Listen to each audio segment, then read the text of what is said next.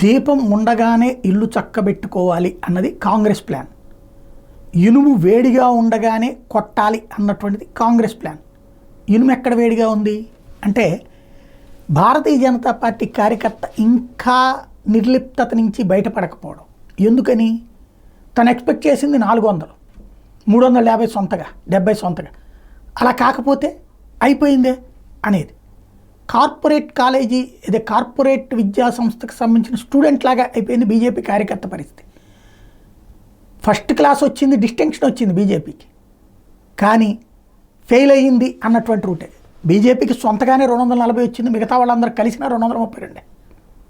అన్ని పార్టీలు కలిస్తే 28 నుంచి 30 పార్టీలు కలిస్తే ఒక్క బీజేపీకి 240 వచ్చింది.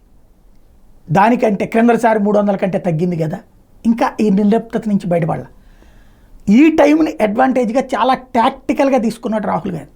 అందుకనినే చిన్న చిన్న ఇష్యూస్ని ఫ్లేరప్ చేసి కొత్త వాదాలని తెర మీదకి తీసుకొచ్చి వ్యూహాత్మకంగా కథ నడుపుతున్నాడు. అది తప్పని నేను చెప్పను, అది రాజకీయ ఎత్తుగడ. బీజేపీ అయినా టైం దొరికినప్పుడు ఆ ఎత్తుగడలే వేస్తుంది. అయితే బీజేపీ కార్యకర్త మాత్రం బయటపడాల.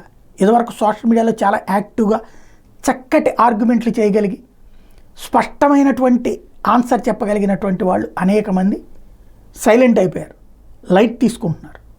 అది భారతీయ జనతా పార్టీ వాళ్ళని ఎవరిని ఎప్పుడు బీజేపీ పట్టించుకోదు. సోషల్ మీడియా వాళ్ళు సోషల్ మీడియా పేరు చెప్పుకుని కొంతమంది కోట్లు తీసుకుంటారు, జీతాలు తీసుకునే వాళ్ళు ఉన్నారు, వాటాలు తీసుకునే వాళ్ళు ఉన్నారు. కానీ నిజమైనటువంటి వాళ్ళు సిన్సియర్గా పార్టీ వాళ్ళు పిలవని కూడా పిలవరేళ్ళని సోషల్ మీడియాలో మాత్రమే వాళ్ళు జాగ్రత్తగా బీజేపీ విధానాలు నచ్చి యాక్టివ్గా పనిచేసే వాళ్ళు ఉంటారు. వాళ్ళని భారతీయ జనతా పార్టీ ఎప్పుడు సంప్రదించిందో, వాళ్ళకి ఏమైనా పనిచేసి పెట్టిందో లేదు. అలాంటి వాళ్ళు క్రమంగా నిర్లిప్తమైపోతూ ఉన్నారు. దాని పర్యవసానం భారతీయ జనతా పార్టీ కార్యకర్తలకి కూడా ఒక ఏంటి మన పని అయిపోయింది అనేటువంటి ఒక ఫీలింగ్. దాన్ని అడ్డుపెట్టినే రివర్స్లో కొట్టగలుగుతున్నాడు రాహుల్ గాంధీ. ఇది ఎవరు అర్థం చేసుకుంటారంటే ఎవరిష్టం వాళ్ళది.